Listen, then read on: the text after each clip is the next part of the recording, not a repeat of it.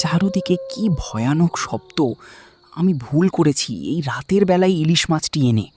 চারদিকে শিয়াল ডাকছে আর অনেক অন্ধকার জঙ্গলে।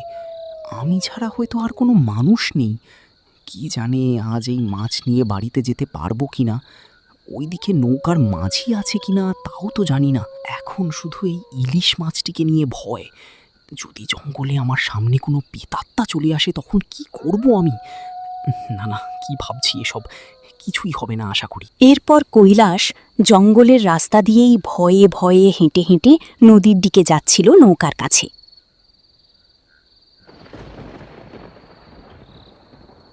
এটা কি হলো? আমি পিছনের দিকে তাকাতেই সামনের আকাশে এভাবে বিদ্যুৎ চমকালো কেন? এটা কোনো ভালো দিক মনে হচ্ছে না। হয়তো বৃষ্টি আসবে। বৃষ্টি আসার আগেই আমার বাড়িতে চলে যেতে হবে। আর এখন মনে হয় কোনো মানুষ আসবে না নদী পার হতে।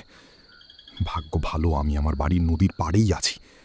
এখন এখানে দাঁড়িয়ে না থেকে চলে যাই এখন বাড়িতে। নৌকার মাঝি এমন কথা বলে নৌকা নদীর ঘাটে রেখেই বাড়ির দিকে চলে গেল। আর এমন ঘটনাটি একটি ডাইনি দেখছিল।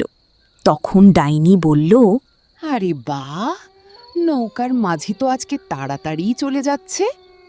আজ নৌকা আমি চালাবো মাঝির রূপে।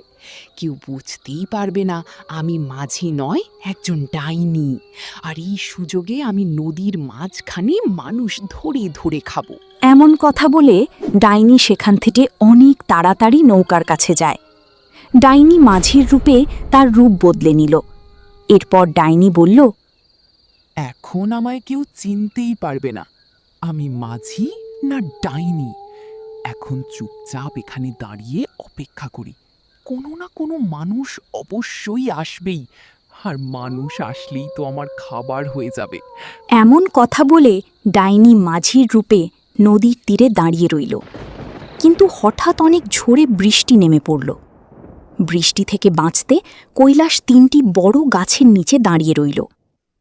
এত গভীর জঙ্গলে কৈলাস একা, তার ভয় করতে লাগল। এরপর কৈলাস বলল, যত শনিতা হলো আমার হাতের ইলিশ মাছ। না যেতাম এটা কিনতে, না আমার দেরি হতো। এই গভীর জঙ্গলে আমি একা, তাও আবার হাতে একটি মাছ। জঙ্গলে প্রাণীরা কখন কি করে বসে কে জানে। না, এখন এখানে দাঁড়িয়ে থেকে লাভ নেই। আমার খুব ভয় করছে। কৈলাস বুঝতে পারল বৃষ্টি এটা থামার নয়। তাই সে সিদ্ধান্ত নিল বৃষ্টিতে ভিজেই বাড়ি চলে যাবে। তাই কৈলাস সেখানে থেকে ঘন বৃষ্টির মাঝে অন্ধকার রাতে আস্তে আস্তে হাঁটতে লাগল নদীর দিকে। সেখানে গিয়ে কৈলাস নৌকার মাঝিকে দেখে খুশি হয়ে যায়। এরপর কৈলাস বলল, যাক মাঝি ভাই, তুমি বৃষ্টির মাঝেও আছো। আমি ভেবেছিলাম তোমায় পাবো না। ওরে বাবা, ওর হাতে তো ইলিশ মাছ। ওকে কি খাবো আমি? ওট ইলিশটাই রেখে দিব আমি। খুব স্বাদের মাছ ইলিশ। কি হলো মাঝি ভাই, কি ভাবছেন? নদীটা পার করে দেন। হ্যাঁ ভাই, আগে আপনি নৌকায় উঠে আসুন, তারপরে তো আমি আপনাকে নদী পার করব। এখন আসুন, নৌকাতে উঠুন। এরপর তারা নৌকাতে উঠল আর নদী পার হতে লাগল। ডাইনি রূপে মাঝির ইলিশের দিকে লোভ ছিল। হঠাৎ ডাইনি রূপে মাঝি বলল, ভাই, আপনি রাত করে এই ইলিশ মাছটি গভীর জঙ্গলের মাঝখান দিয়ে নিয়ে এসেছেন। আপনার কি ভয় করেনি? হ্যাঁ ভাই, অনেক ভয় পেয়েছিলাম। আমি তো ভেবেছিলাম আমি আজ এই জঙ্গল থেকেই বের হতে পারবো না, কিন্তু কোনো রকমে এই জঙ্গল থেকে বের হয়ে আসলাম। আপনি অনেক বড় ভুল করছেন।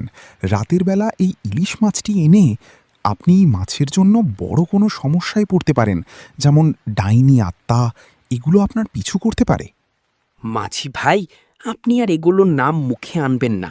এখন আপনি তাড়াতাড়ি নৌকা চালান আর আমাকে ওপারে দিয়ে আবার চলে আইসেন। আমার ঠান্ডা লাগছে অনেক ভাই।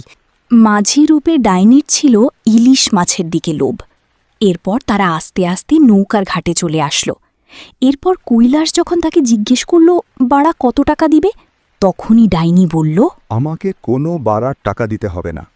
আপনার ইলিশ মাছটা আমায় দিয়ে যান, আমি খাবো, আর আপনার জীবন বাঁচিয়ে এখান থেকে পালান। আমি এত কষ্ট করে ইলিশ মাছটি অনেক দাম দিয়ে এনেছি, আপনাকে দেওয়ার জন্য নয়।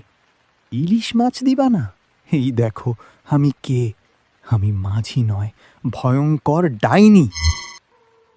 এই দেখ, দেখছিস আমি কি ভালোই ভালোই বলছি, তুই আমায় মাছ দে, আমার খুব খিদে পেয়েছে। মাছ না পেলে কিন্তু এখন তোকেই খেয়ে নেব। মাছ দিয়ে এখান থেকে পালা বলছি। এমন দেখে কৈলাস ভয়ে ইলিশ মাছ নিয়ে পিছনের দিকে হেঁটে চলে যায়। তোর তো অনেক সাহস, এভাবে পিছনে হাঁটে তুই কোথায় পালাবি? আমার হাত থেকে তোর রক্ষা নেই। ডাইনি সেখানেই অদৃশ্য হয়ে যায়। এরপর ডাইনি কৈলাসকে জঙ্গলে খুঁজতে লাগল, আর কৈলাস বড় একটি গাছের গোড়ায় দাঁড়িয়ে রইল। তুই আমার হাত থেকে পালিয়ে যেতে পারবি না। তোর ইলিশ মাছের গন্ধ পাচ্ছি আমি। তোকে একবার দেখতে পাই, তারপর তোর মাছের সাথে তোকেও চিবিয়ে খাবো আমি। আমার কথা অবাধ্য হওয়ার পরিণতি তোকে বুঝিয়ে দিব আমি। নিজের জীবন বাঁচাতে হলে ইলিশ মাছের মায়া চাটতে হবে। আমি ইলিশ মাছটি এখানে রেখে বাড়িতে চলে যাই। ডাইনি ইলিশের গন্ধে এখানে চলে আসবে, আর এই সুযোগে আমি আমার বাড়িতে চলে যেতে পারবো।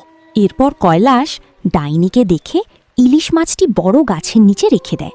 ইলিশ মাছটি রেখেই সেখান থেকে চুপচাপ কৈলাস তার বাড়ির দিকে হাঁটতে লাগলো। এরপর কৈলাস বাড়িতে পৌঁছে তার সাথে যা যা ঘটনা ঘটেছিল সব কিছুই তার বউকে খুলে বলল। তার বউ এইসব শুনে কৈলাসকে বলল, তুমি এটা ভালো করেছ, ইলিশ মাছটি বাড়িতে না এনে জঙ্গলে রেখে এসেছ। যদি তুমি এটা বাড়িতে নিয়ে আসতে তাহলে ওই ডাইনিও তোমার পিছু পিছু চলে আসতো। তুমি এবার বেঁচে বাড়িতে ফিরে এসেছ, এটাই অনেক। জীবন বাঁচলে হাজারো ইলিশ মাছ খাওয়া যাবে। এই সব জঙ্গল দিয়ে আর রাতে যাওয়া আসা করো না। তো বন্ধুরা, এই গল্পটি এখানেই শেষ হয়ে যায়।